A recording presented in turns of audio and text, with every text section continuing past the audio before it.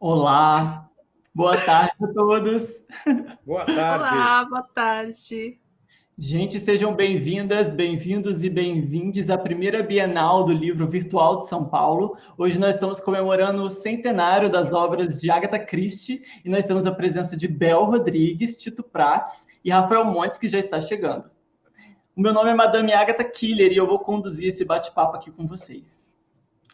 Bel, se apresenta um pouquinho aí para as pessoas, por favor. Olá, boa tarde a todos, a todes, né, como disse a Madame. Eu sou a Bel, eu sou escritora, eu tenho um canal de livros no YouTube também tenho um canal na Twitch, onde eu jogo jogos aleatoriamente, e eu tenho um clube do livro direcionado à leitura das obras da Agatha Christie. O clube se chama o Clube da Rainha, e desde julho a gente faz leituras coletivas das obras da Agatha e...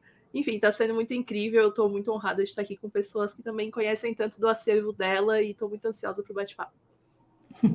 Obrigada. Tito Prats. Gente, um prazer estar aqui com vocês. Um prazer estar com a Madame Agatha, com a Bel, com o Rafael, que está chegando daqui a pouco. Eu sou escritor de romance policial, sou presidente da ABERST, Associação Brasileira dos Escritores de Romance Policial, Suspense e Terror, e também sou o primeiro cara que escreveu originalmente em língua portuguesa uma biografia da Agatha Christie, e também sou colecionador dela, e sou autorizado pela família a fazer algumas divulgações aqui no Brasil, e tenho o título dado pela Agatha Christie Limitada e pelo neto dela, meu amigo Matthew Pritchard, de embaixador brasileiro de Agatha Christie desde 2014. Ai, que incrível! Que honra. Bom, eu acabei de ler a biografia que o Tito escreveu da Agatha, né? Eu li agora recente, fresquinha para a Bienal, para ficar com as informações bem frescas. Pois é, esperta ela. Só que aí o que acontece? Lá tem um momento onde você menciona os picos da carreira da Agatha, onde acontece uma espécie de resgate, né? Porque parece que fica todos os artistas, ainda mais quanto tempo tem? 100 anos nós estamos comemorando da obra da Agatha Christie. Então, assim, ao longo da carreira dela houveram momentos em que alguma coisa aconteceu, um filme foi lançado, ou então um livro específico, uma releitura, e aí a gente tem um pico acontecendo. Agora, acredito eu que com o Clube do Livro que a Bel fez, eu estou lá acompanhando, inclusive, o Clube do Livro, dei uma olhada, tipo, é muita gente, é bastante gente acompanhando, uma leitura em conjunto da Rainha do Crime, novas edições chegando. Como é que é a sua visão, a visão de vocês, né, sobre esse resgate da Agatha que vai acontecendo de tempos em tempos? Bel, você quer começar? Tanto faz por mim, posso começar. Fala a tua parte e depois falo eu. Eu falei no meu último vídeo sobre isso, eu li, né, o último que eu publiquei foi o Curto na Biblioteca, que eu conversei com o pessoal sobre ele, e eu falei sobre isso porque é de uma genialidade que a gente tem que pontuar, porque a Agatha Christie, ela lançou, a gente está aqui comemorando o centenário das obras dela, então são obras que caminham há muito tempo e sobrevivem ao fator tempo, né, que todo escritor... tem esse grande fator aí que a gente sempre fica pensando, será que vai sobreviver, será que não? A gente tem as nossas inseguranças em relação a isso, e é muito... É quase mágico como sobrevive, porque eu recebo comentários de pessoas falando que começaram a ler Agatha Christie, agora teve o primeiro contato agora com o clube, aí leu com a mãe. Aí chega uma pessoa e fala assim, eu tenho 12 anos, é o meu primeiro contato. E no comentário abaixo eu tenho 60 e é o meu primeiro contato também. Ou porque a minha filha trouxe, ou uma menina que mandou para mim que começou a ler, e a avó dela lê também. Então elas se aproximaram muito por conta desse contato com a Agatha Christie, que elas mesmas, né, elas conversam sobre o livro e depois elas comentam também no clube, quando a gente conversa sobre. Então, são obras que estão há tanto tempo caminhando junto com a gente, e isso se deve, a gente tem que pontuar aqui e enaltecer que a Agatha fez isso, né? A escrita dela continua perpetuando ao longo das gerações, com mais gente jovem lendo as obras dela, porque ela, eu não vou dizer, nossa, ela sabia que seria assim, ela sabia que seria um sucesso, mas o fato das obras caminharem há tanto tempo com a gente, de tanta gente gostar até hoje, e de se aproximar mais dela, continuar falando, ela pontuar algumas coisas como nos livros da Miss Marple, que ela aborda também, ela pontua e faz críticas sutis, até mesmo em relação a Miss Marple. Oi, Rafael. em relação às obras as investigações que a Miss Marple conduz, né, que ela é presente, e mesmo assim a Agatha há tanto tempo já fazer críticas sutis a isso, porque quando tem a Miss Marple, sempre tem algum comentário de pessoas ao redor, não necessariamente dos policiais, nem investigadores homens, mas sim até mesmo dos próprios personagens homens que falam, tem certeza que essa mulher, ou ela é muito velha para isso, ou ela não tem a mesma perspicácia dos investigadores, ou ela não serve para isso, ou ela deveria ficar tricotando e etc. E ela já pontuava isso. Tem gente que ousa dizer que não foi algo planejado, ou que ela só pontuou o que ela via diariamente. Ela poderia, claro, pontuar, mas não quer dizer que não é oriundo de um machismo. Desde aquela época ela já pontuava, e não necessariamente ela chega escrachada e fala assim, nossa, aqui existe uma diferença, aqui tem um machismo, mas não, sutilmente ela aborda isso nas obras dela. Eu acho isso fascinante, principalmente quando eu leio da Miss Marple, que não digo assim que são meus favoritos, porque eu tenho dificuldades até hoje de escolher o favorito da Agatha, mas as da Miss Marple eu gosto muito, eu ando lendo bastante. Eu li o Mistério do Caribe, o Corpo na Biblioteca, com o clube, a gente conversa bastante sobre essa perspicácia da Agatha e da Miss Marple também, que ela coloca na Miss Marple, porque precisa ter bastante perspicácia para resolver e solucionar os crimes que a Miss Marple também soluciona. Sim. Nossa, eu me estendi bastante, né, Tito? Desculpa. Não, tudo bem. Imagina, vamos bater papo. O que eu acho? Daqui a pouco eu já deixo o Rafael falar direto, ele já diz oi e já manda ver. Gente, é o seguinte, eu penso que a Agatha, tá? Ela esse espírito crítico dela, da sociedade inglesa, tal, está presente na obra toda, tá? Ela é assim de uma sutileza para botar o dedo na ferida, de mostrar a xenofobia do inglês, tá? E ela faz isso num sentido crítico da sociedade que ela mesma vive. Eu acho isso muito legal. Inclusive, no livro Seguindo a Correnteza, tem uma cena em que o Poirot está em um clube, tá? E tem uma dama vitoriana na sala, tá? E a dama vitoriana começa a olhar torto para ele porque ele é um estrangeiro. Em seguida, ela abre a boca e faz um discurso assim que sintetiza o que os vitorianos que estavam vivos pós-Segunda Guerra pensavam dos estrangeiros que chegaram lá por causa das guerras. É assim, um absurdo. Tem gente que pode falar, imagina como a Agatha falou isso. Não, ela está usando aquela coisa sutil dela de mandar a mensagem dela e falar, esse ponto da nossa sociedade não está legal, tá? E muita gente confunde isso quando a Agatha faz. Agora, por que ela continua se reinventando, que foi a pergunta. Gente, teve o filme de 74, mas a Agatha estava muito viva naquela época, tá? Depois entrou em declínio um pouquinho, tornou a subir nos anos 80 com o centenário da própria Agatha. E agora, Bel, por que muita gente está voltando a ler a Agatha? Por causa do livro discutido de 2015 com o relançamento do Poirot. Foi muito criticado, tá? Mas se a gente está vendo novas edições, novos filmes, muita gente nova que nunca tinha visto Agatha, foi porque foi para o cinema, assistiu o Assassinato do Expresso do Oriente agora e quis conhecer a obra, tá? Então, eu acho que foi... E o filme só aconteceu porque existiu o livro em 2015. Não vou entrar no mérito de se é maravilhoso, se é bom, se é péssimo, se devia ou não ter sido feito. Mas foi o que gerou essa onda toda. E eu brinco que existe ali um fenômeno de ressurreição Agatha Christie. Mas não que a Agatha Christie tenha ressurgido, tá? Porque ela nunca morreu. Ela sempre esteve viva. Ela pode cair de venda, mas ela não morre. Só que ela trouxe da tumba escritores que estavam esquecidos. E eu acho que isso foi fantástico, através desse livro novo de 2015. Rafael, é contigo, meu amigo. Olá, Rafael. Se apresente, por favor. Ninguém conhece. Ninguém conhece mais assim, né? Pode ter aquela pessoa. Vai lá, Rafael. Olá, eu sou Rafael, sou leitor de Agatha Christie desde a adolescência. Eu adoro histórias de suspense, crime, mistério, e também por isso comecei a escrever histórias de crime e mistério, e sou escritor e roteirista, e adoro a ideia de estar aqui batendo papo com vocês sobre uma das minhas autoras favoritas, Então, vamos lá. Olha, em primeiro lugar, eu terminei a de maratona Bom Dia Verônica, tá? Gostaria de aproveitar essa oportunidade para poder dizer para você que eu fiquei muito fula da minha vida. Amei, mas fiquei fula da minha vida.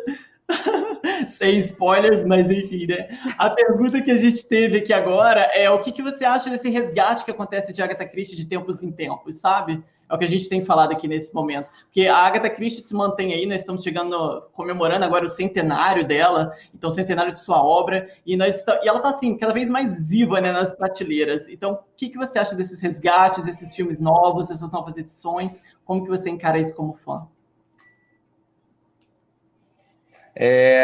Eu acho que passa pelo que o Tito falou, dos filmes, mas o que eu acho que é interessante é que a Agatha Christie ela conta histórias que não envelhecem e que são universais. É isso que eu acho muito interessante, assim. Como todas as histórias da Agatha, ela toca muito nos dramas, nas motivações do crime, nas questões familiares, em questões que funcionam. Opa! Ixi, o Rafael caiu. Já deve ser alguém. Primeira vítima da live. A primeira vítima da live foi Rafael Montes. A madame ainda falou. Eu acuso o Tito Prates, eu acuso ele. Não estou vendo as duas mãos. Aproveitando esse gancho, Tito, eu li na sua biografia que você esclarece várias coisas sobre a Agatha, porque assim, houveram várias biografias e que trouxeram várias informações errôneas sobre ela. Tem várias coisas assim que são ditas na internet e aí a gente vai reproduzindo. E uma das coisas que eu fiquei bem curiosa é que dentre os recordes dela, ela saiu no Guinness Book, né? Sim. E eu achei muito incrível. Para mim não é claro ainda, ela é a maior romancista de todos os tempos e questões de venda, como é que é? Rafael voltou, eu vou responder, ele volta. Na verdade, em 1961 e 1962 existiam 2 Guinness Book, tá? Depois foi reunido em um só. Nessa época, 61, 62, a Unesco primeiro, tá? E depois esses 2 livros reconheceram ela como a maior vendedora de best-sellers, tá? Mas existe aquele diletantismo inglês de não admitir que não é um clássico como Shakespeare, que é o mais vendido, tá? E o que eles usam como base de cálculo para isso? Eles falam, ela é desse século, que seria o século passado, e esse também, ela continua. A gente não sabe quanto o Shakespeare vendeu antes de 1900. Só que, gente, sem globalização, sem todo mundo falar inglês, sem um monte de coisa, eu não acredito que ele chegue perto dela. Mas, enfim, querem fazer essa conta, deixa eles fazerem. É o orgulho inglês. Menino, veja só, Agatha Christie icônica. Pois bem. Antes da interrupção da internet aqui de casa, eu estava numa reunião até agora funcionando perfeitamente a internet. Não sei o que está acontecendo, mas enfim, vamos tentar de novo.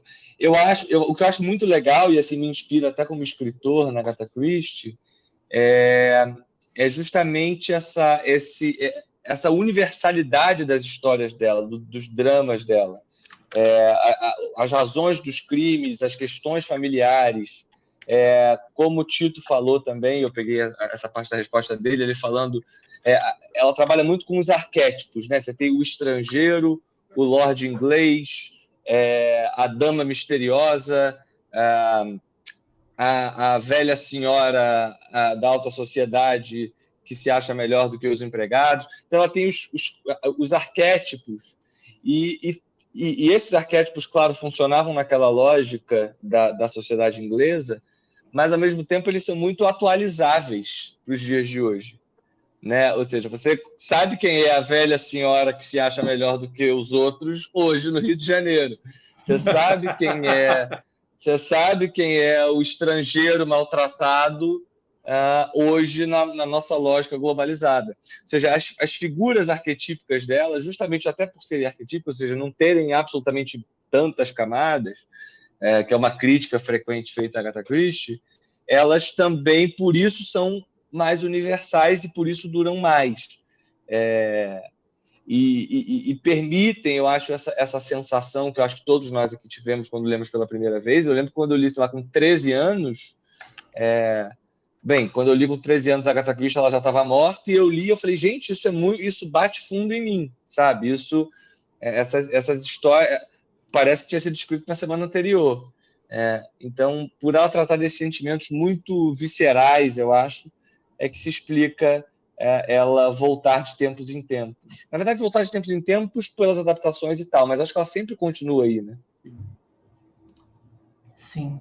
Eu acho que nos personagens da Agatha, eu acabei de ler Punição para a Inocência, eu estou muito impactada, então, assim, preciso falar 10 vezes isso, que eu fiquei impactadíssima demais, porque é um livro que não traz Hercule Poirot, não traz Miss Marple, que são personagens muito marcantes da obra da Agatha, e ainda assim a gente consegue, a essência da Agatha é sempre na descrição dos seus personagens, em pouquíssimas frases, em pouquíssimas páginas, você já consegue diferenciar quem está falando o quê, porque é muita personalidade que ela consegue colocar muito fácil. E eu estava até comentando com a minha mãe sobre essa leitura, e minha mãe, você já está até interpretando os personagens. Eu falei, mãe, mas é fácil, olha só. Ela fala, a forma como ela descreve essas personagens é muito palpável. Então, os crimes da Agatha acabam, na minha opinião, sendo muito universais, as histórias, porque os personagens têm muita vida. Os personagens todos têm muita vida, e a gente acaba, enfim, de alguma forma se conectando com eles e trazendo isso para o presente também, as suas vivências. Isso é muito incrível. Agora, eu gostaria de perguntar para vocês, porque os três são escritores, como que funciona esse impacto da autora na vida de vocês para escrever mistério? Como é essa inspiração para escrever sobre crime? Como é que funciona isso? Eu acho que eu posso começar, que eu vou falar mais rapidinho. Eu sou novatinha ainda. Eu tenho um livro só publicado.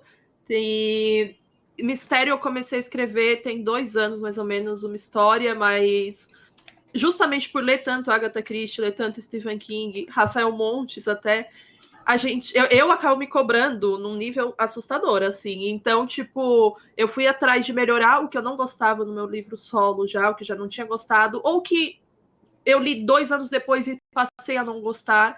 Eu comecei a melhorar, li algumas críticas, pessoas vieram falar comigo, e eu mesmo, na verdade, assim, é muito bizarro porque tem crítica que as pessoas vêm me falar que eu já tinha me criticado tanto antes, que às vezes vêm falar, eu já tô cansada de me ouvir falar, a minha cabeça já tá cansada daquela crítica, entendeu? Mas é óbvio, né, que não demonstra, não chega a falar nem verbalizar nada.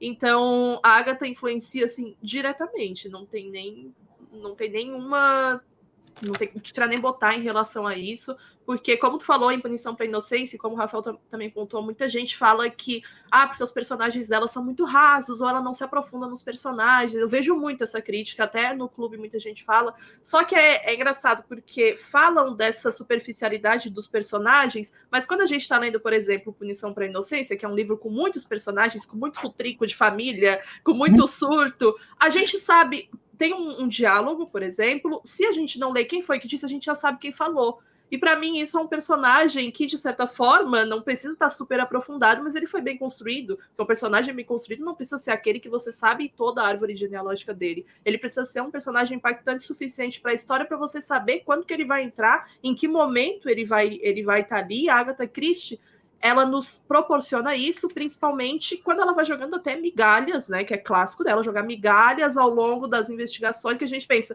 não é possível que é isso. Aí chega na última página, nas últimas páginas, a gente pensa, ué, mas teve um momento que ela falou isso lá, 100 páginas antes, não é possível que ela vai brincar com a minha cara assim. E ela brinca, basicamente, é isso que ela faz. E é isso que ela faz. Então, falando dessa parte dos personagens, o Rafael falou e que ela é criticada, tal. Mas se você for ver, eu acho que é uma coisa da passagem do tempo. Na época em que ela começou a escrever, ela era muito criticada por isso e falavam, não, isso não é literatura, tal. Só que para os dias de hoje, onde eu vou usar uma frase do meu amigo Vitor Bonini, mas em literatura é menos. O povo quer uma coisa mais breve, quer uma coisa mais rápida. Então, talvez por ela não se aprofundar tanto, isso para o leitor moderno, para essa geração que está aí, seja o que funciona como um gatilho melhor. Não digo para aqueles que já estão acostumados ao hábito da leitura, mas aqueles que estão começando agora. Eu acho que isso é um trunfo também. Não tenho dúvida que você está certo, Tito. Não tenho dúvida de que você tem razão. É exatamente isso. Não é por aí eu mesmo? Acho, sim. É por aí mesmo. Sim. Então, é o grande trunfo dela, porque ela era criticada do passado e hoje ela está atual, com essa história de menos. Icônica, né? Vamos? Fazer o quê, amores? E como que é a eu acho. escrita, Tito? Aqui, o Tito Oi? engatou ali nos personagens, mas como que é a influência dela na sua escrita? Que você também escreve. Olha, sim, eu acabei de lançar um livro ontem, né? Que foi meu primeiro romance policial, que agora saiu. É totalmente inspirado em Styles. Eu peguei o ambiente à volta da minha casa, porque quem não sabe, Styles é totalmente a vida da Agatha. Ela está dentro da obra. Ela é enfermeira Cíntia, tá? A casa é a casa dela, o hospital é o hospital que ela trabalhava, a casa onde o Poirot morava é um lugar que tem ali perto da cidade dela, que você vai por meio de um campo e chega na casa do Poirot. É muito nítido isso, tá? E o que acontece? Eu, quando escrevo, estou sempre escrevendo um Agatha Christie, mas é um Agatha Christie disfarçado. Para quem lê o meu livro Museu do Crime, nada mais é do que punição para inocência misturado com um monte de coisa, tá? Quando você lê e vê o punição, você fala, tá aqui o elo. E uma das coisas, um dos crimes que eu mais gosto da motivação da Agatha, que ela faz como ninguém, são os crimes movidos por amor, tá? Na verdade, a pessoa não matou porque não gostava, ela matou porque gostava. Então, eu gosto muito desse tipo de lance. Incrível. Rafael, sanguinário, muito sanguinário, Rafael. Pobre de mim. Enfim, fui muito influenciado por Agatha Christie quando comecei a escrever. Eu acho que é muito importante quem escreve ter consciência das suas referências, tanto para fazer quanto para evitar fazer. Eu acho que você, pelo menos, fazer as escolhas conscientes do que é a sua referência, o que você quer usar e do que você não quer usar, eventualmente. Por exemplo, da Agatha Christie, uma coisa que eu uso muito nos meus livros e continuo usando, mas agora uso de um jeito, a cada livro, acho cada vez mais meu e menos da Agatha, é justamente essa coisa que a Bel levantou, eu gosto muito de fazer uma estrutura e ir colocando migalhinhas de pista do que vai acontecer para que tenha um final surpreendente. Ou seja, essa coisa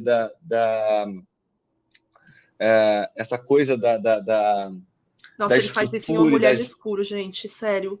Que raiva que eu fiquei no final, velho. Então, eu faço isso numa... Nossa. Eu tenho dois livros que são claramente inspirados na Agatha Christie. Um sem querer e o outro por querer. O por querer, Uma Mulher no Escuro é muito por querer, assim. Eu falei, cara, eu quero fazer uma história tipo Agatha Christie, cheia de viradas. Mas o Suicidas também é. Mas o Suicida é sem querer, é o que é sem querer. E aí... Porque o Suicidas foi justamente o momento que eu lia muito Agatha Christie, né? Foi no final da adolescência ali, eu tinha 16 anos quando eu tive a ideia que comecei a escrever Suicidas.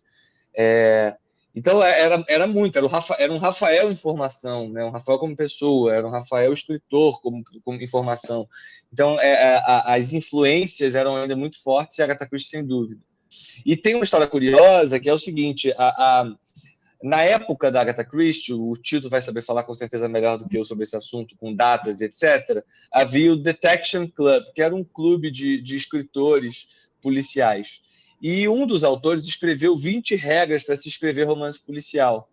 E uma delas era não pode o assassino ser uma criança. A outra não pode o próprio detetive ser o assassino. A outra não pode o narrador ser o assassino. E aí eu fui ler aquela lista e falei, gente, a Agatha Christie, só de sacanagem, com certeza, ela pegou essa lista e foi fazer um livro para cada coisa que não podia. Cada coisa que não podia. E aí tinha uma das regras que era a solução de uma história de mistério nunca vai ser suicídio, porque isso seria trair o leitor, não pode ser nem suicídio nem acidente, era uma das regras. Aí eu falei, essa eu acho que a Agatha Christie não usou, vou usar. E usou, então eu não sabia, e aí eu falei, cara, vou usar. E aí eu tive a ideia, então, de fazer Suicidas daí. A ideia de Suicidas veio disso. Falar, cara, vou fazer uma história de jovens que se matam, e o mistério não é quem matou, né? Porque não é um whodunit, é um porquê se matou. E aí eu tive a ideia de fazer os Suicidas assim. Uma coisa leve. Saudável, né? É saudável. Café da manhã. Inclusive, jantar secreto do Rafael Montes não pode ser no café da manhã, gente. Não pode. É ótimo para o café da manhã. Nossa, em Uma Mulher no Escuro, eu fiz um vídeo sobre em que eu estava completamente surtada em êxtase logo depois de terminar a leitura. E as pessoas que foram ler e que me marcam até hoje, que começaram a ler por causa de Mulher no Escuro, elas me xingam também. Elas chegam e falam: muito obrigada, Bel, você destruiu minha vida me indicando esse livro. É tipo assim, o tipo de elogio que as pessoas fazem pra mim. Ou tipo assim, Bel, eu chorei, eu gritei, eu passei mal com esse livro, obrigada, no final. Daí eu não sei se eu... Que bom, pelo menos tem um obrigado no final. As pessoas gostam desse sofrimento. Eu acho que é muito interessante a gente falar muito sobre a Agatha, a escrita dela, e sobre as migalhas que vocês mencionaram ao longo da história, né? A Agatha sempre é muito fiel ao leitor. Ela não engana leitor nenhum. Então, assim, qualquer livro da Agatha, você sempre encontra, conversando com os amigos, aquele que fala: eu adivinhei tal livro, eu acertei o outro, eu fui enganado nesse. A gente brinca que ela engana todo mundo, mas se você, às vezes, em alguns momentos, consegue pegar as referências que ela dá, acreditar naquilo que... em uma das vertentes e acertar no final, porque a Agatha não engana o leitor, né? Ela não chega no final e inventa um plot twist. Eu acho que isso é também uma das coisas que manteve a obra dela atualizada, mantém ela icônica como referência, porque ela é muito honesta nesse sentido. Eu acho que na obra da Agatha, se você prestar atenção desde o início, e dependendo do seu raciocínio, você consegue chegar à solução do crime junto com ela. Então, assim, é uma possibilidade. Eu consegui em alguns, a maioria eu sou trouxa, mas aí fazer o quê, né? Não tem muito o que eu possa fazer, não é culpa dela. Mas eu acho que também sobre o resgate do clube, que o Rafael falou, o Tito poderia falar um pouquinho pra gente. Inclusive, você tá com uma revista Mistério acontecendo. Mistério Retrô. E a Agatha publicava muitos contos em revista, né? Lendo a sua biografia, a Agatha, o que é mais incrível as pessoas acharem que ela queria ser famosa, ela queria ser uma grande escritora. Não era nada disso, né? Você sabe com propriedade, por toda a sua pesquisa. Fala um pouquinho disso pra gente, da época em que ela escrevia para a revista e como que é recriar isso hoje. Na verdade, a Agatha começou publicando alguma coisa em revista por causa da irmã, né? Mas todos os livros dela, até a partir do Styles, tá? Eu acho que o único dos primeiros que não foi publicado em revista foi O Segredo de Chimneys. Eu até desenvolvo uma teoria de por que ele não ter sido publicado em revista, tá? Mas o que acontece? Naquela época era um caminho normal. Primeiro os livros eram publicados em revista, em tipo folhetim, e depois eles eram publicados em livros.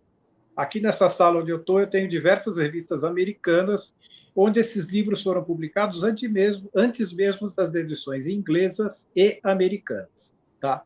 Agora, uma coisa legal para falar do Detection Club. Né? O Detection foi fundado em 1930, ele começou a ser idealizado em 28, 29. Aquele papo que quase puseram ela para fora por causa do Ackroyd não é verdade, porque ela escreveu Ackroyd em 26. Né?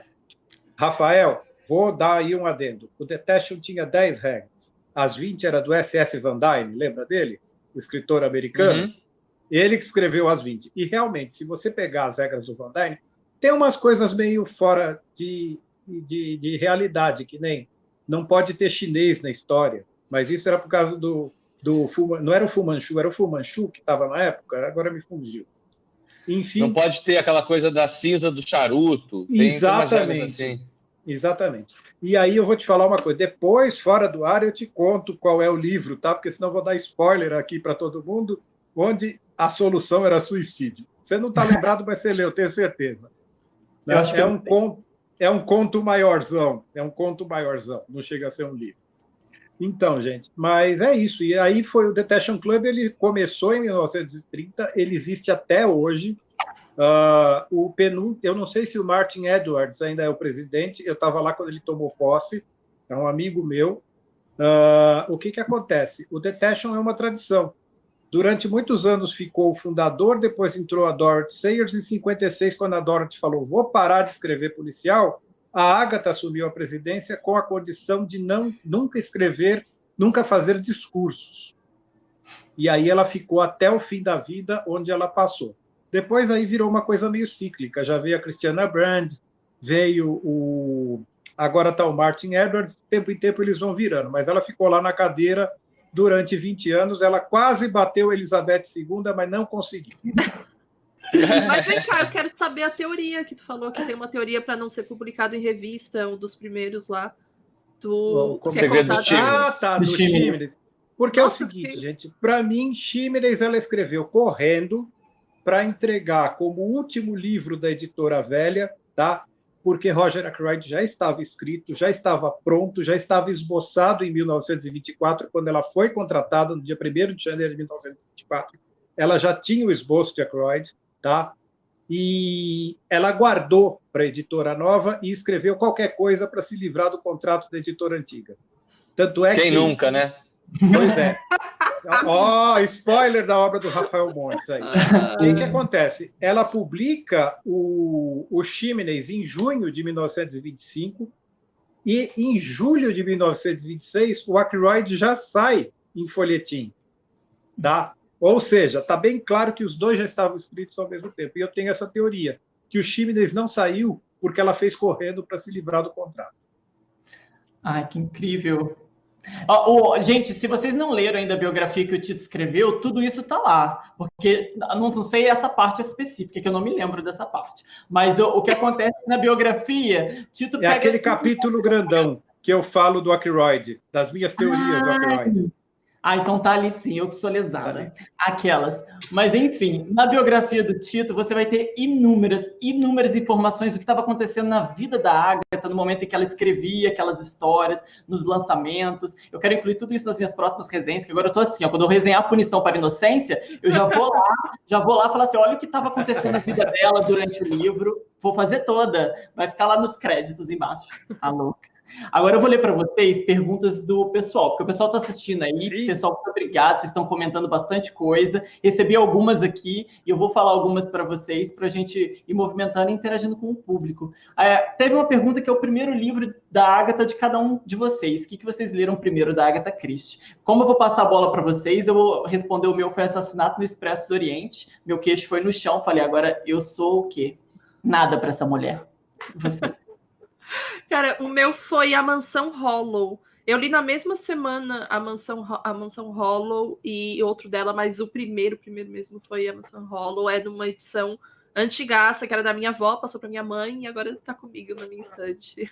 Você gosta desse livro? Esse é um livro que eu acho que eu vejo muitas pessoas criticarem até. Eu não me lembro dele. Eu não me lembro dele, pra ser bem sincera. Não me lembro tudo, assim. Eu lembro que eu li e eu lembro as sensações que eu tive. Tipo, eu preciso ler mais coisas dessa mulher. Eu tinha o quê? 10, 11 anos quando eu li a primeira vez. Eu preciso ler mais coisa e depois eu continuei lendo. Mas a Mansão Hollow eu não me lembro. Inclusive aconteceu de eu ler, eu li há 8 anos pela primeira vez Um Corpo na Biblioteca e eu não me lembrava exatamente o final. Eu reli agora, fui feita de palhaça novamente. Quando eu reli, eu pensei, caramba, eu fui feita de palhaça naquela época e agora de novo. Bacana. Eu vi você falando do seu vídeo. Eu não esqueci nada da Agatha que eu li até hoje, infelizmente. Inclusive, Caio Pano, o seu spoiler, mas eu não li até hoje por disso. Eu peguei o spoiler. Não é spoiler. Não é spoiler. Ai, amada. Foi a primeira capa do jornal. Eu não tenho coragem, não. Não era nem esse o spoiler. O spoiler era como aconteceu. Tá. Como aconteceu, que a surpresa é essa, né? Como acontece. Eu vi num blog uma vez, nunca me perdoei, que a minha memória para isso funciona, para outras coisas não. Mas assim, eu li na mesma semana há 8 anos Um Corpo na Biblioteca e A Casa Torta. Agora, a Casa Torta, eu não esqueci o final. A Casa Torta eu não esqueci. Mas O Corpo na Biblioteca... Agora, gente, enfim, surto. Meu segundo top of mind é a Casa Torta, tá? Eu amo A Casa Torta, amo esse livro. Rafael, quer responder? Eu respondo depois? Pode ser. Meu primeiro foi o Caso dos 10 Negrinhos, na época, agora se chama E Não Sobrou Nenhum. Eu lembro que eu fiquei realmente viciado naquilo. Pessoas chegando numa ilha e os bonequinhos sumindo da mesa. Eu falei, cacete, eu preciso entender o que está acontecendo. E eu errei feio o final também. E acho que até o Caso dos 10 Negrinhos, né, o E Não Sobrou Nenhum, que é o título que é publicado hoje em dia, é clara a referência dos suicidas, né? Também tem essa ideia de que vai morrendo um por um, né? Assim, então, eu peguei bem a minha primeira referência. Outro que eu adoro dela e que li, acho que foi o segundo, foi O Inimigo Secreto. Sim. É um livro menos falado. O segundo. Literalmente o segundo livro dela. Mas é um livro menos falado e tal, e que eu adoro até hoje. Eu há pouco tempo reli também. Há pouco tempo, sei lá, 5 anos atrás eu reli. E Vicky continua adorando o livro. Agora, A Casa Torta realmente é o concurso, junto com 13 a mesa, que, a meu ver, é o mais injustiçado. Se eu tivesse começado por E Não Sobrou Nenhum, a minha vida teria acabado ali, porque é meu livro favorito dela. Quando eu li, eu pensei, eu nunca serei capaz de colocar em palavras o que eu senti enquanto eu li essa obra, que devia estar no Louvre, lá exposto, uma obra de arte, pelo amor de Deus. De Mona Lisa e Não Sobrou Nenhum, né? Exatamente. É o romance policial mais vendido da história da humanidade até hoje, né? Com razão, com Dona. razão. Dona. Em breve será Uma Mulher no Escuro, alguma coisa assim, mas por enquanto não sobrou nenhum. Né, Verônica? Vou ficar aqui, imortalizada, para poder fazer o centenário de Rafael Montes, ué. Pois vamos lá. Vou ter que viver aí vamos lá, mais 90 e poucos anos, Rafael. E aí? Você tem a mesma idade quase dele, eu que sou mais velho, eu vou estar por aqui. Aí você muda de nome, você vira Madame Rafaela Mortes. Caramba, ele já botou agora, já. Olha, ele já pensou em tudo. Topo. Bom, vamos lá. O primeiro livro que eu li da Agatha Christie, eu não li, tá?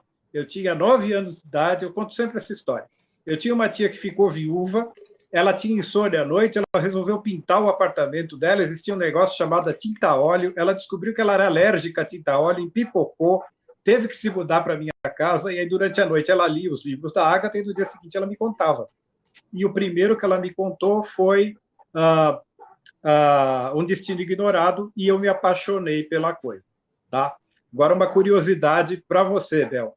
A Mansão Hollow, o pessoal não gosta muito dela, ela é o livro que eu acho que a Agatha mais esfrega na tua cara o assassino, mas você não quer acreditar que seja, tá? E a Agatha é um livro que ela está muito presente. Ela escreveu esse livro sozinha em 1941, trancada no apartamentinho dela durante a guerra. Ela não tinha o que fazer, escrevia o dia inteiro. E ela está muito presente ali em 2 personagens, tá? Inclusive, isso eu falei na minha palestra em Cambridge. A Gerda é nada mais do que a Agatha antes de 1926. E a Henrietta é a Agatha depois de 1928.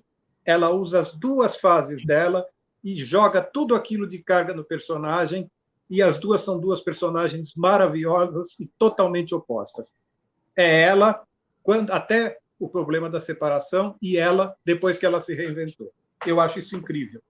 Nossa, bom, agora quando eu reler, eu vou lembrar disso também, com certeza. Sim. Porque eu me lembro de ter gostado muito da história, mas assim, pouquíssima coisa eu lembro do livro mesmo.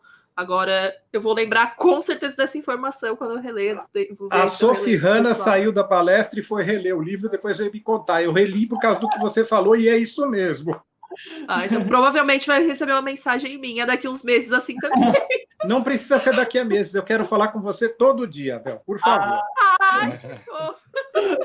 Nossa, eu tô aprendendo tanto que eu fico até... Agora, porque ele fala casualmente na minha palestra em Cambridge, não sei o que, deu... Claro. Esse é o nível de plenitude que eu pretendo chegar. Ô, Bel, conta aí como é que foi sua palestra em Oxford. Não, calma. Ai, tudo bem, Rafael, você quer que eu me retire? Desculpa. Não, você é contar da sua palestra em Oxford. Com naturalidade. A gente vai chegar lá. Com certeza. Aqui, ó, tremendo aqui, pegando já um terço na mão, um copo d'água no outro. Rafael, eu ainda não estou concorrendo ao Grêmio, tá? A Verônica vai. Tomara, vamos ver. Gente, olha, o pessoal também está perguntando aqui. Tem várias perguntas que são bem comuns, né, na obra da Agatha Christie. Quem que vocês preferem? Qual o personagem preferido e por que Poirot? Eu acho até um pouco equivocado, acho o Poirot mais famoso, mas não acredito que ele seja o preferido de todo mundo, assim. Eu, particularmente, amo Miss Marple, é a minha preferida. Tem Miss Marple, meu coraçãozinho já começa a pulsar mais forte. Eu amo Miss Marple. Eu já até me caracterizei de Miss Marple uma vez para fazer a resenha de A Maldição do Espelho, que eu amo esse livro. A Maldição do Espelho. Miss Marple perfeitinha, gente. Poirot é maravilhoso, mas ainda é superestimado na obra da Agatha. E até mesmo a relação dela com Poirot era complicada, complexa. Mas vocês, quais são os personagens? Tem algum marcante, mesmo que não seja um detetive, que seja assim... A Esther, por exemplo, de Punição para a Inocência, me marcou muito. Não sei você. Eu gosto muito da Esther, eu conversei bastante com o pessoal sobre ela, até alguns personagens detestáveis eu gosto, né, justamente porque eles estão ali para ser detestáveis, então eles estão cumprindo o papel deles, mas a minha preferida, com toda certeza, é a Miss Marple, de longe. Eu não consigo nem, assim, colocar chega perto, assim. Eu gosto e tenho um apreço pelo Hastings. Tem muita gente que odeia ele, que não gosta dele. Mas eu gosto e eu acho que pra aturar o Poirot, ele cumpre o papel dele. Porque, olha, pelo amor de Deus, em uns crimes ABC, gente, o Poirot... Ele falava o Poirot já dava um corte Tramontina nele, eu ficava, putz, pra que tem necessidade dessa grosseria toda, Poirot? Às vezes tá... inclusive, ele foi fundamental pra resolução de tudo nos crimes ABC, mas ele nunca é tão reconhecido, ele é bem subestimado. A Miss Marple é ainda mais pra mim, porque toda vida que falam dos melhores personagens, tal, ela é citada, mas não é aquela coisa de, sabe, pra mim ela é incrível, ela é perspicaz, ela é o que uma investigadora, né, tem que ser, apesar dela não se, às vezes não se denominar, chegar e falar, eu sou a investigadora Miss Marple. Raramente quando ela chega e fala assim, o que ela é, para que ela tá ali. Ela fala, vai solucionar, ela vai ajudar, ela vai fazer o que tiver ao alcance dela, e ela é sempre muito perspicaz. Eu gosto muito de personagens perspicazes. E ela é assim, nas resoluções, nas soluções que ela traz, a gente sempre, inclusive a Agatha faz isso de propósito, porque a gente, eu falei isso numa resenha minha recente, a gente não tem o livro inteiro, a Miss Marple, o livro inteiro caminhando com a gente, como a gente tem nos casos do Poirot. Nós temos os personagens, eles vão se desenvolvendo, às vezes a gente tem até outro ponto de vista, por exemplo, mas não necessariamente a Miss Marple conduzindo tudo, mas ela é a peça-chave de qualquer forma, porque ela soluciona e ela é perspicaz. Então, às vezes, o leitor chega a pensar, meu Deus, eu acho que eu tô concordando com alguns personagens que dizem que ela não é tão capaz assim de fazer isso. Será que ela vai ter ajuda? Será que não sei o quê? A gente começa a se questionar também, porque a Agatha faz isso, ela é proposital. Aí chega um ponto que a Miss Marple só aparece com todas as respostas e todas as migalhas que foram deixadas lá na página 1, né? E aí ela dá com o livro na nossa cara, como sempre, né?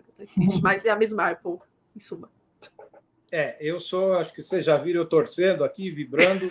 Para mim, top of mind Miss Marple, até porque eu conheci diversas Miss Marples durante a vida, eu não conheci nenhum Poirot. Então, a Miss Marple é uma pessoa possível e o Poirot é uma pessoa impossível. Agora, falando dos personagens secundários que a gente gosta, tal, para mim, top of mind, Eleanor Carlyle, de Se Preste Triste, e Lucy Ailes Barrow, de 450 from Paddington, a testemunha ocular do crime.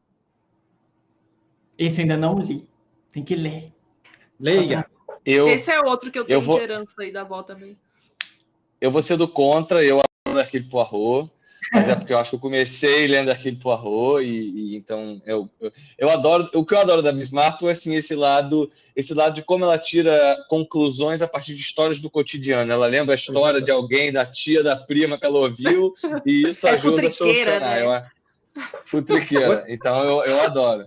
Mas o Hercule Poirot, eu acho que como personagem, eu acho mais interessante. Esse ponto do título, ele tem toda a razão, né? Que a gente não conhece tanto Hercule Poirot por aí. Mas eu acho ele mais interessante e também acho que, aí, bem subjetivamente falando, eu cresci vendo também, enquanto lia, aqueles episódios que o David Suchet faz o Hercule Poirot. Então, aquilo ali, eu lembro que passava em algum canal. Tito, sabe que canal passava no final de semana? Passava sábado e domingo. Acho que era TV Brasil. TV Brasil, Multishow. E aí eu não tinha TV por assim. Eu acho que era Hallmark. É mais antigo ainda. Era uma coisa assim. E aí eu ia todo sábado para casa da minha avó para assistir. Assim. Então, eu acho que era Hallmark. Porque eu não tinha TV por assinatura. Então eu queria ir para ver e tal. Mas agora, personagem que eu tenho muito carinho também, que sempre que tem no livro eu gosto, é a Ariadne Oliver, a escritora. Sim. Eu prefiro ela do que o Hastings. Amo a Ariadne. Porque eu acho muito engraçado, porque eu tenho a impressão de que são alguns momentos que a Agatha Christie deixa a gente entrever um pouquinho dos bastidores do processo criativo dela, ou às vezes até o oposto do processo criativo dela. Ou seja, nem a paródia dela mesma, né? A paródia, né? Ou seja, ou do que fazem dela, ela coloca numa escritora, numa personagem. Exatamente. Né? Então, eu acho muito interessante quando tem a Ariadne Oliver no livro comentando alguma coisa, enfim, do processo criativo. Eu agora, acho que foi Cavalo Amarelo que eu reli há pouco tempo. E aí, eu também reli agora. Tô doida para ler. E aí, eu também E aí tem uma coisa que ela fala assim, cara, eu preciso saber o que faz o papagaio. Ai, meu Deus, eu não consigo. Né? Tipo, tá faltando uma solução. A cacatua, o que tá faltando? Cacatua. Tá faltando um detalhezinho para a história policial se fechar toda, né? Isso eu acho muito legal. Assim. Eu sou uma fraude, né? Falei Miss Marple, mas eu tenho Poirot tatuado no braço. Olha. Meu Deus! Eu tenho o chapéu dele com bigode. Mostra a Ágata. A Ágata. Eu tenho a própria Ágata também no braço aqui. Dá para ver? Que linda! Dá, E tem o vidrinho de veneno. Mostra o vidrinho de veneno. Nossa, mas ficou perfeita essa tatuagem. A Betty Davis. Olha! Um vidrinho de veneno que completa. Ela faz a cultura vintage dela. Nossa. Querida. É o tatuador brinquedo, tem que falar, porque o brinquedo é um talento, gente. Nossa, mas esse da Agatha ficou perfeita. O máximo. Com K no Instagram, que vocês vão ver o talento de homem que esse cara é. E aí ele fez essa tatuagem, ele falou pra mim assim, ele faz com muito cuidado, ele queria muito honrar a foto da Agatha, a imagem da Agatha. E conseguiu. Belíssimo o trabalho dele. Eu sou muito apaixonado. Quando eu fiz, eu fiquei assim, não queria nem encostar. Já que você falou da Betty Davis, eu vou dar um spoiler. Eu vou dar um spoiler, não. Vou contar uma coisa aqui. Ela, fantástica na primeira versão da Morte no Nilo, tá? Sim. Fantástica. E depois do segundo derrame, meio convalescente, num filme não tão conhecido, A Mão Misteriosa, com a Helen Hayes fazendo a Miss Marple, que foi uma Miss Marple excelente, gente. Sabe? Joan Hickson é o top, mas Helen Hayes bate um bolão e vem ali do segundo lugar com firmeza, tá? E contracenando com a Betty Davis. Betty Davis é tudo pra mim, quero assistir esse filme. Eu anotei, né? Você falou dela na sua biografia, eu já anotei lá. Sim. Tá tudo anotado. Deixa eu ver, tem mais perguntas das pessoas que elas querem saber. Mas eu fiz o seguinte. Quem é fã de Agatha Christie tá aí assistindo, gente, tá rolando um mega sorteio que eu preciso anunciar para vocês, com vários. Tem box de Hercule Poirot, tem outros livros da rainha, tem livros dos venenos da Agatha Christie, tem brinde especial sobre a rainha, várias coisas que está acontecendo no Literatura Policial da Ana Paula, e eu estou participando junto com ela, com o meu canal Lar da Agatha. E aí eu falei o seguinte, Ana Paula é muito fã de Agatha Christie, ela lê muito, resenha muito a Agatha no canal dela. Falei, Ana, manda uma perguntinha para o pessoal, para os 3 participantes, e ela mandou para mim, estou aqui repassando a pergunta dela. Então, Literatura Policial também divulga bastante Agatha Christie, é um canal que é apaixonado pela obra da rainha, e a Ana Paula é brilhante. A pergunta dela é o seguinte: um dos métodos mais famosos da Agatha Christie para matar seus personagens era através de envenenamento. Isso porque ela era expert no assunto depois de ter trabalhado como uma enfermeira na Primeira Guerra Mundial. Qual o primeiro veneno que vocês lembram quando pensam nos livros da Agatha? E se vocês fossem escrever uma história de crime usando veneno, qual vocês escolheriam? Bom, boa pergunta. Eu vou começar.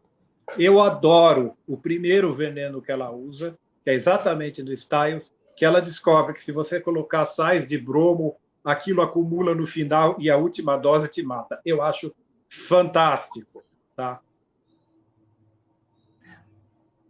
Eu não faço a menor ideia. Eu não, na verdade, eu confesso que eu não lembro os venenos que ela usa. Gente, tem curare, tem coneína, tem... Eu lembro, tem estricnina, tem estricnina tudo, é esse mas que precipita. Eu lembro do de Styles, porque quando eu fui recomendar os livros para começar a ler a Agatha, eu li esse, que foi o primeiro, né? Daí eu falei, não, eu quero ler esse antes de falar. Mas tem o do próprio Um Brinde de Cianureto, né? Sim. Que é o que eu lembro mais, assim, e eu li mais recentemente também. Mas, assim, a pergunta é realmente muito perspicaz. Achei muito boa, inclusive. Qual eu usaria para fazer um livro, né? Também. O que você pensa quando você pensa em venenos da Agatha? Mas o Rafael quer um machado, né? Ele já quer um machado, uma arma. Serra elétrica. Uma coisa mais sanguinária. Serra elétrica. Já fazia um jantar com a vítima. Eu me inspirei muito no Rafael para fazer uma Agatha Christie sangrenta quando eu escrevi meu outro livro, anterior a esse. Falei, vou fazer uma Agatha Christie sangrenta. Quero inspiração do Rafael Montes. Inclusive, nesse livro aqui, que é o novo, tem uma hora que ela... Novo, título? Aqui, mostra o livro direitinho, o pessoal está perguntando o nome. Não tô vendo, peraí. Assassinato no Condomínio de Luxo. Aí. Esse é o novo. E o anterior, que é o que eu me inspirei em você, é esse aqui, ó. Museu do Crime.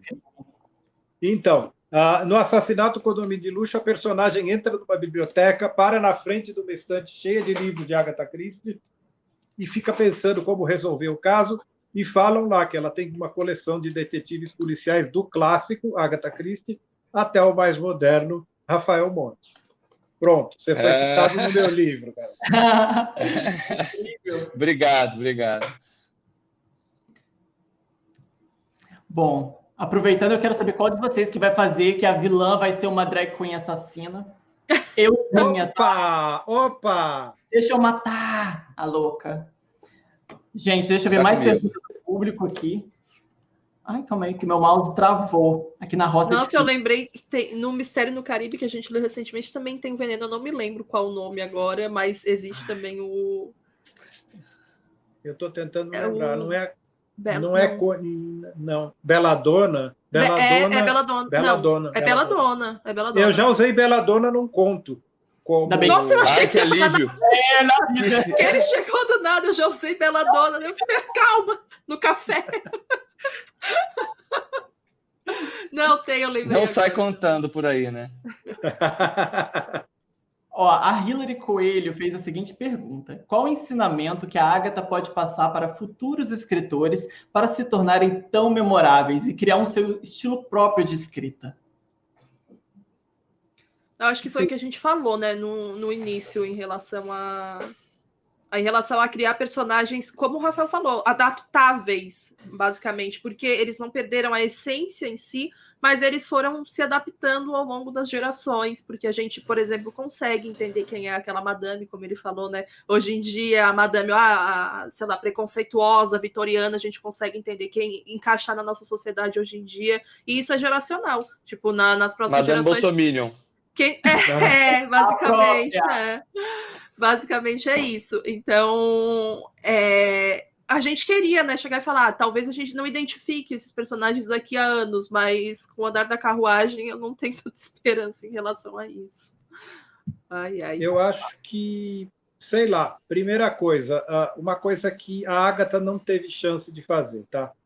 Estudar pra caramba, estudar a Agatha, tá? Aprender a ser breve no que está fazendo, não ficar carregando muito, e principalmente, eu acho que o principal ingrediente da Agatha, ela teve muita humildade, ela nunca se achou a dona do pedaço, ela achava que ela era mais uma, tá? E é por aí que ela foi indo e chegou ao topo, sem querer fazer nenhum intriga ali, tá? Eu gosto muito desse lado dela, ela era uma pessoa muito humilde, e eu acho que todo mundo tem que ser humilde quando está escrevendo. E essa eu acho que é a principal lição que eu trago da Agatha, e eu falo para quem edita texto, manda texto para eu editar, tal, por favor, seja humilde, calma, devagar, você vai chegar lá, mas não queira atropelar todo mundo e achar que você é o bambambam, logo de cara, porque você não é. O próprio Styles, acho que se a Agatha reescrevesse, ela faria coisas diferentes. Uhum. Eu acho que, entrando nessa coisa que o Tito fala da humildade, eu acho que também passa pela autenticidade, assim, a Agatha, ela escrevia aquele tipo de livro que ela gostava de escrever e podia dizer que o personagem era fraco, que não sei o que não funcionava, que todos os livros são iguais, que tudo que já foi dito sobre ela, e ela continuou fazendo o livro dela do jeito dela. Claro que como autora ela foi evoluindo, né? E é natural que, aliás, como autor e como ser humano, né? Que é natural. Eu acho que escrever literatura, uma coisa muito bonita de escrever literatura é isso, né? De algum modo você vai registrando suas vivências, opiniões ou críticas ou visões de mundo, de algum modo nos livros, e você, conforme vai evoluindo como ser humano, você também vai evoluindo nos livros. Eu vejo isso muito claro na Agatha, mas ela manteve uma autenticidade de continuar fazendo aquilo. Ela não falou, então tá bom, já que o personagem é fraco, vou agora fazer um livro de personagem, não tem. Ela se manteve ali fazendo dela, o que ela sabia fazer, sabe? E claro, com uma autora que tem uma produção tão grande quanto a dela, se permitindo errar e acertar, eu sempre digo isso, assim, eu sou do tipo de autor que prefiro fazer livros e errar de vez em quando, como é Agatha Christie ou Stephen King, do que ser aquele autor que no final escreveu 7 livros na vida, porque cada livro ele não... Eu gosto dessa coragem dela de fazer vários livros, sabe? Jane Austen, que acertou dos 3 porque só escreveu 3. Claro, Jane Austen icônica também. Mas ela escreveu pouco, então todos são maravilhosos. E uma frase eu tô mais para Agatha Christie que a Jane Austen, total. Eu também, eu não curto aquele estilão. Mas uma frase que eu falei uma vez, que me perguntaram, quais são os melhores, quais são os piores? O que você acha? E aí eu falei essa frase e o Bonini, nosso querido amigo Bonini, Rafael, virou para mim e falou, você tem que falar sempre isso. Então vou falar mais uma vez a minha frase famosa. Não existe um Agatha Christie ruim. Porque um Agatha Christie ruim, para quem não conhece Agatha Christie, é melhor do que muita coisa que está na prateleira. Tá? O que acontece? Eu conheço gente que se apaixonou pela obra da Agatha, lendo na sequência os 3 que são ranqueados como os menos favorecidos. Tá? E se apaixonou pela obra dela, lendo os 3 na sequência. E qual que é o seu menos preferido? Oi? E o seu menos preferido? Olha, eu tinha muito problema com os 4 grandes, tá? Eu tinha muito problema com os 4 grandes. Agora eu li a versão dele em contos, sem ser o alinhavo, transformando em livro, e eu me dei melhor com ele depois disso, tá? Todo mundo fala do bendito do Frankfurt, mas eu entendo a Agatha Frankfurt, tá? Se você for ver aquela loucura toda do Frankfurt, pode estar acontecendo hoje, tá? Pelos líderes que a gente tem aí pelo mundo afora, é uma maluquice total, sabe? É uma droga maluca, uma maluquice total, mas eu entendo que ela escreveu aquilo em 1945, o esboço daquilo, ela escreveu em 1945, em 41, e não foi aceito para publicação. Ela guardou e com 80 anos, em 1970, ela falou, agora aquilo que não quiseram que eu publicasse, eu vou publicar porque eu sou Agatha Christie. E transformou a historinha de 1941, que originalmente era com Poirot, no que a gente conhece hoje como Passageiro para Frankfurt, que é um pouco fora da realidade, principalmente para os anos 70, mas eu acho bem palatável. É uma boa justificativa, né? Eu vou publicar agora. Por quê? Porque eu sou Agatha Christie. Mas a Agatha, depois do 75, 70, por aí, ela falou, agora eu faço o que eu quero. Todo mundo vai ler. E ela largou a mão e falou, agora eu vou fazer o que eu quero e dane-se o mundo. Nossa, ela era a Agatha Christie. Que pena precisar chegar aos 70 para isso, né? Exatamente. Queria fazer um comentário. Eu li os 4 grandes com o clube agora em outubro e eu tive algumas ressalvas também. Assim, não foi, nosso meu favorito, mas eu gostei da leitura de uma forma bem estranha porque eu não consegui parar de ler. Então, alguma coisa estava me prendendo, né? Não era o que eu não estava gostando, era o que eu estava gostando. Eu ainda não comentei com o pessoal que eles estão tudo ansiosos falando porque eu falei que meu roteiro já tá ficando gigante, tá até que cortar. Mas outra coisa que eu queria comentar era quando eu tava falando que tem gente que começa pelos que são menos ranqueados e tal. E no clube eu quis fazer exatamente isso, porque o pessoal veio já falando, vamos ler o E Não Sobrou Nenhum, vamos ler o Roger Ackroyd. E eu falei, não, primeiro a gente vai ler o Punição para Inocência, que já é também dos mais ali famosos, só que não, a nota dele, se não me engano, tava 3,5, sei lá, no Goodreads, alguma coisa assim, 3,7. E eu li, eu achei muito bom. Muito bom. Então, tem muita gente que parte dessa coisa, não, vamos começar pelos mais famosos, que o pessoal tem que começar pelos mais famosos. Mas não, o pessoal tem que começar por Agatha Christie, sabe? Tem que começar com o que a gente ali não necessariamente já é mais conhecido, porque a ideia com o clube é justamente mostrar que não existe só o Expresso do Oriente, Morte no Nilo, o E Não Sobrou Nenhum, o Ackroyd, existem muitas outras obras, né?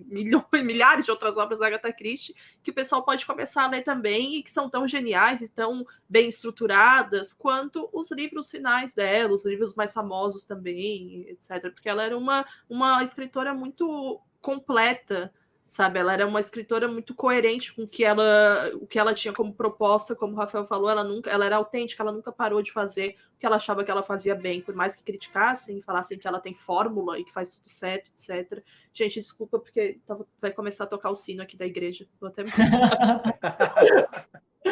Você está no convento? Abel mora numa igreja. Não, pelo amor de Deus. Eu moro do lado de uma igreja, vai toda a vida, às 6 da tarde, meio-dia, 6 da manhã é isso. A batida do sino é pista para Agatha Christie, hein?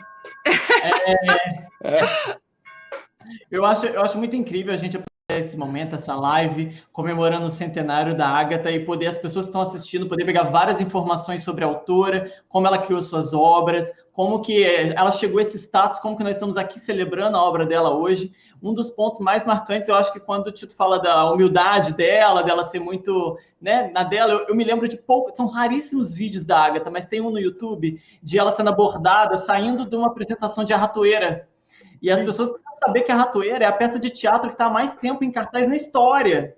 É A Ratoeira de Agatha Christie, não é Shakespeare que é tão falado quanto teatro. A Agatha Christie está com uma peça que até hoje está aí. Então, assim, lá ela é abordada e o cara vem falar: senhora Agatha, a senhora acha que vai ficar quanto tempo isso em cartaz? Vai fazer muito sucesso? Ela, não sei. Ela, tipo, me deixa quieta aqui. Ela saindo de fininho, o cara perguntando, ela é educada, mas muito quietinha. A Agatha era muito quietinha. E a Agatha escrevia muito o que ela queria, da forma como ela queria. E ela fazia, na biografia do Tito, por exemplo, ela fala mais uma vez. Vocês vão ver como que a Agatha fazia esse processo de escrita dela, né? Você vai ver como que, por que ela escrevia alguns livros. Tinha momentos em que aquilo era importante financeiramente para ela. Então, assim, tinha umas funções específicas, desmistificando várias coisas. Então, pesquise a Agatha Christie. Ela é uma artista brilhante. Nós estamos aí celebrando o centenário dela, não é à toa, né? Enfim. Eu separei uma perguntinha boba minha, pessoal, para vocês, mas assim, muito boba, tá? Já aviso para cada um de vocês que eu gostaria de saber. Para encerrar, eu gostaria que a Bel me falasse qual a investigação da rainha, qual das investigações dela que você já leu, que você gostaria de acompanhar pessoalmente o detetive lá, sabe? Não. Olha, não vou falar que é especificamente detetive, mas eu queria estar no universo, não como personagem, não vou dizer porquê também, mas queria estar no universo de Não Sobrou Nenhum, só isso mesmo. Até queria comentar do Identidade, né, que é um filme que é inspirado em Não Sobrou Nenhum. Eu acho ele muito bom, uma das melhores adaptações. Não é totalmente fiel, vamos dizer assim, nossa, não tem aquilo. Mas eu sempre falo que não precisa ser estritamente fiel com todas as falas, etc. Ele precisa ter a mesma essência. Se é a mesma essência que o livro, se eu senti no filme, que eu senti também, ou pelo menos parecido, vamos dizer assim, com o que eu senti no livro, eu considero uma boa adaptação. E o filme Identidade é muito bom. Então, eu queria ser personagem também, porque eu também queria ser personagem no livro.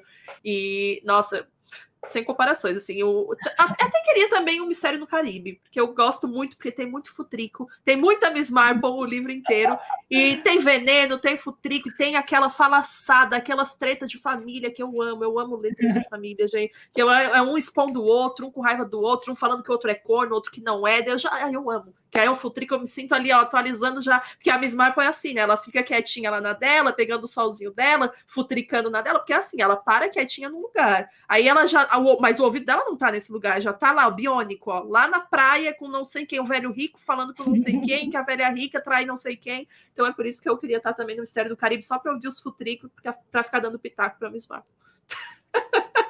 E Não Sobrou Nenhum, inclusive, a adaptação de 2015 da BBC, a série de 3 episódios, eu acho muito boa. Eu Sim. gosto muito dessa adaptação. É muito linda, é triste, melancólica, é pesada, e no final eu já estava arrasado, já de novo. Já sabia o final, mas eu estava arrasado na série. Agora, pro Rafael, eu queria saber o seguinte, qual o livro dela, porque você é roteirista também, então qual o livro dela você gostaria de adaptar para um roteiro? Se você fosse fazer uma série ou um filme, você falar, essa história aqui, eu gostaria de adaptar essa história, com o meu olhar na história dela. Acho que eu adoraria adaptar quase tudo que eu gosto, mas um que eu acho que é subvalorizado, assim, é pouco falado e tal, eu já falei dele aqui, é o 13 à Mesa, assim, um livro muito pouco falado dela, e que eu amo, eu acho... eu não sei se é porque, como você bem disse, quando você lê muito a Agatha Christie, depois de algum tempo, você passa a pegar os finais, né? De vez em quando, você fala, aqui acho que é isso. E você vai lá e acerta. Eu embalei numa fase que eu fui acertando 3 finais. E aí eu fui ler 13 à Mesa cheio de mim, achando, agora essa daí não me engana mais. E ela me passou uma senhora numa rasteira. Eu fui ridiculamente enganado. E aí eu adorei ter sido muito, muito enganado. Então, e ele se passa numa coisa meio né, de teatro. Então ele tem uma coisa bem visual ali interessante. Então eu acho que eu adoraria fazer uma versão moderna do 13 à Mesa. Eu acho que se você não for trouxa na vida, você não consegue ler a Agatha Christie. Porque você vai fazer papel de vilão em algum momento, você vai ter que aceitar isso. Eu acertei Roger Ackroyd, mas sem acreditar. Eu cheguei e falei, não é possível, não é possível. Aí, quando era possível, eu saí gritando na minha casa, eu falei, mãe, eu acertei. Minha mãe falou, o que foi, gente? Eu tô fazendo almoço aqui, tá me atrapalhando. E pior que sempre essa vibe, né? Sempre essa vibe, tipo assim, não, com certeza não é, porque é muito óbvio. Pô, a Rô já me ensinou que às vezes a gente ignora o óbvio, então eu não posso ignorar o óbvio e nem ir muito longe, mas aí se eu ignorar, não sei o quê. Daí quando acerta, eu penso, não. Com certeza vai ter mais alguma coisa aqui na última folha, literalmente, do livro. Mas não. E mesmo quando a gente acerta, a gente ainda se acha bem trouxa por acertar, né? Porque pensa, não é possível que eu também acertei assim. A gente duvida da nossa capacidade, porque a Agatha faz isso com a gente mesmo. É uma coisa mais masoquista, para pra pensar, né? Aí eu saio da adaptação de 13 à mesa e depois adapto 13 segundos da Bel. Pronto. Publi! Por favor. De 13 para 13. Eu acho que de final de última linha, sim, a Agatha Christie é testemunha de acusação, né? Última linha. Quando a gente fala de ela tirar o seu suspiro. E perguntaram aqui também no chat, não deu tempo de incluir a pergunta, qual é a melhor adaptação da Agatha para o cinema, na opinião de vocês? Eu acho essa com Marlene Dietrich, que eu não sei pronunciar, mas esse filme eu assisto ele 30 vezes. Posso assistir ele 30 vezes, é perfeito. E eu tenho uma pergunta para o Tito Prats agora. Oba. Pergunta boa para ele. A pergunta, Tito, é porque, óbvio, vamos lá na hipótese, se você pudesse, você conta acho que você é a pessoa mais admiradora da Agatha que eu conheço. Não conheço ninguém que saiba tanto sobre ela. Tem louco pior que eu. Tem. Ai, meu Deus. Tem uma louca, a gente sabe. Eu sou membro do Clube Mundial e eu conheço gente completa. Tem um cara que tem a casa inteira, ele não consegue andar lá dentro porque é tudo coisa da Agatha. Mas vamos lá, pergunta. Se você tivesse No Brasil, o mais louco é ele. Fora do Brasil tem outros. Mais ou menos. Ele é embaixador da obra dela que não é à toa, né? A louca. Aqui, eu gostaria de saber o que você... Qual a primeira coisa que você gostaria de perguntar para ela, se você pudesse falar alguma coisa, assim? Se você quisesse curiosidade do que ela fez na carreira, na vida... Porque você é um grande fã, né? Imagina o que passa na sua cabeça. Eu acho que eu não ia conseguir falar, simplesmente. Né? Eu acho que eu não ia conseguir falar, mas eu acho que talvez eu perguntasse para ela uma coisa que ela mesma não sabe a resposta. Ela morreu sem saber a resposta. O que aconteceu entre 3 e 4 de dezembro de 1926? Para quem não sabe, gente, a Agatha Christie ficou desaparecida por um período do tempo. Ela já era famosa, ela ficou desaparecida. E ninguém sabe o que aconteceu naquele período. Nem ela. Quando eu falo que nem ela. A Agatha Christie chegou com a amnésia e falou, não sei, gente, eu estava aqui com o nome da amante do meu marido, a louca, brincadeira. A boa escritora de suspense faz o próprio suspense, né? Ela faz a divulgação dela, bem blogueirinha ela na época. Agora, dando um pitaco no que a Bel falou, que ela falou do E Não Sobrou Nenhum, Bel, a Agatha falou com propriedade da adaptação da BBC, que é fantástica. Eu assisti um debate entre a Sarah Phelps e a menina que tinha adaptado exatamente O Inimigo Secreto naquele ano. O Inimigo Secreto foi uma série que foi um fracasso, todo mundo apavorado, e aí a Sarah Phelps ia lançar o E Não Sobrou Nenhum, e o Não Sobrou Nenhum foi fantástico. Eu adoro, mas a produção mais fiel que tem do E Não Sobrou Nenhum, por incrível que pareça, é um filme russo, tá? É um filme russo que eu assisti com legenda em espanhol, e é o que existe de mais fiel ao livro, tá? Ele já tem uns 20 anos, 30 anos por aí, tá? E falando do Rafael Montes e o 13 à Mesa, fantástico, tá? A cena final do Museu do Crime é totalmente a cena final do 13 à Mesa, Rafael. E falando de livro injustiçado, para mim, eu nunca tinha pensado nisso, mas eu acho que Depois do Funeral é um livro que é injustiçado. Eu gosto pra caramba dele. Incrível, gente. Nós já estamos encaminhando para o final, vamos para as considerações. Já vamos. O bate-papo foi delicioso. Eu, particularmente, gostaria de agradecer, porque eu admiro o trabalho de vocês, então estou muito feliz de estar aqui, batendo papo sobre a Agatha Christie com vocês. Muito obrigada. Para quem não me conhece, meu nome é Madame Agatha Killer e eu sou booktuber. Eu faço resenhas de livros em drag, eu me monto em drag, me caracterizo para fazer as resenhas. Já fiz resenha do Rafael Montes de Jantar Secreto, onde eu comi um fígado cru para poder resenhar o livro dele, entendeu? E veio pintada de sangue. Eu montei um jantar, assim, eu fui comendo fígado cru enquanto eu narrava. Eu amo aquela história no início da Carne de Gaivota, eu amo aquele início. Tem muita aflição em poucas palavras. Uma história muito pequena do marido, caiu na ilha, enfim. E ali, no pequeno poema, assim, você tem já ele já dita a regra do que vai acontecer no livro de Asqueroso, e aí eu quis recitar aquilo. Se vocês quiserem conhecer meu trabalho, é Lar da Ágata em todas as redes sociais. E aí, vocês quiserem as suas considerações finais, fiquem à vontade. Obrigada, gente. Nossa, eu tô muito impactada com o fígado cru Ô, Bel, só pra te dizer uma coisa, eu quero resenha de jantar secreto e eu quero que você faça algo mais criativo do que a Agatha fez. Ainda bem que eu não faço resenha. Um cadáver. Amada, para fazer uma resenha, se eu tiver com o meu cadáver vivo ali, bora lá. A louca, brincadeira. Meu Deus do céu, Brincadeira. Eu não consigo nem me apresentar, mas que eu já até esqueci que eu tô. Mas, eu sou escritora, eu tenho um canal também, eu falo de livros no YouTube, é Bel Rodrigues lá, Bel Rodrigues no Twitter. Eu também jogo alguns jogos que basicamente quase ninguém joga. Eu jogo, principalmente porque tem que ler, e as pessoas, né, o pessoal aí não gosta tanto de jogo que só tem que ler. Eu gosto bastante. E eu queria mandar um beijo pro pessoal que eu acabei de abrir o chat. Gente, o pessoal do clube tá causando nesse chat. Os nomes deles, Quebeldade, Cadela da Bel. Gente, meu Deus. Enfim, queria mandar um beijo para todo mundo também. Obrigada, pessoal, por acompanhar. Um beijo pro pessoal do clube. Eu tô muito honrada também, porque acompanho o trabalho de todo mundo aqui. O Tito, meu Deus, gente, eu aprendi muita coisa com o Tito hoje também. Ele sabe até data de não sei o que lá da Agatha, a enciclopédia da mulher aqui. Achei tudo. E queria agradecer também o espacinho ao pessoal da Bienal, a todo mundo. É isso. Tito, vamos lá. Eu sou escritor de romance policial, eu sou editor de textos, tradutor, presidente da ABERT, Associação Brasileira dos Escritores de Romance Policial, Suspense e Terror, editor e proprietário da revista Mistério Retrô, que está aí chegando ao número 3, já com programação para o número 4, é um sucesso, a revista queridinha. Falo, gente, reconquistou o povo. E eu vou terminar não falando de mim, eu não gosto de falar de mim. Mas, Rafael, você se apresentou muito humildemente, tá? Rafael, o ganhador do Prêmio Jabuti 2020, gente. Eu sempre soube Contigo, que uma mulher Rafa. no escuro ia, eu sempre soube. Acendeu a luz da mulher, ela não está mais no escuro.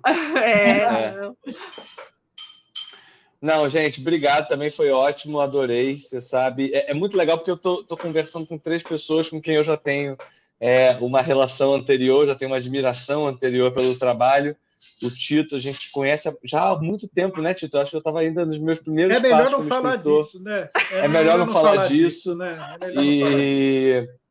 A Agatha também, tá? Ela estava lá naquela leva de alguns anos atrás. Madame Agatha é incrível nas resenhas, eu acompanho. E fiquei muito feliz quando vi a resenha de Jantar Secreto, mas eu sei que você é muito entusiasta do meu trabalho. E Bel também, incrível, falando de crimes e popularizando a literatura. Eu acho o seu trabalho muito legal, então é um privilégio estar aqui na Bienal. Obrigado também pelo convite da Bienal. E essa é a ideia, gente. Vamos continuar contando histórias de crime, lendo histórias de crime, escrevendo histórias de crime. Se houver escritores ou pessoas que querem ser escritores assistindo a gente, escrevam. A gente precisa de mais autores policiais no Brasil. A ABEST, nesse sentido, né, a Associação de Escritores de Romance Policial, faz um trabalho muito legal de divulgar o gênero, de reunir as pessoas. E ensinar a subir a escada também, né? E ensinar a subir a escada. Então, eu fico muito feliz de tá nesse momento no Brasil fazendo esse gênero, sabe? Alguns dos meus colegas escritores, o Bonini, por exemplo, é um cara que eu tenho um prazer danado de sempre falar bem, porque escreve muito bem. O Gustavo Ávila também. Publiquei uma foto nossa hoje, nós 3, do lançamento, acho que do Jantar Secreto, exatamente. Que legal. Vou ver. Nosso tempo encerrou. Gostaria de agradecer. Que pena. Beijo, gente. Beijo, gente. Obrigado, Bienal. Beijo. É isso daí. Brigadão, gente. Obrigado, povo.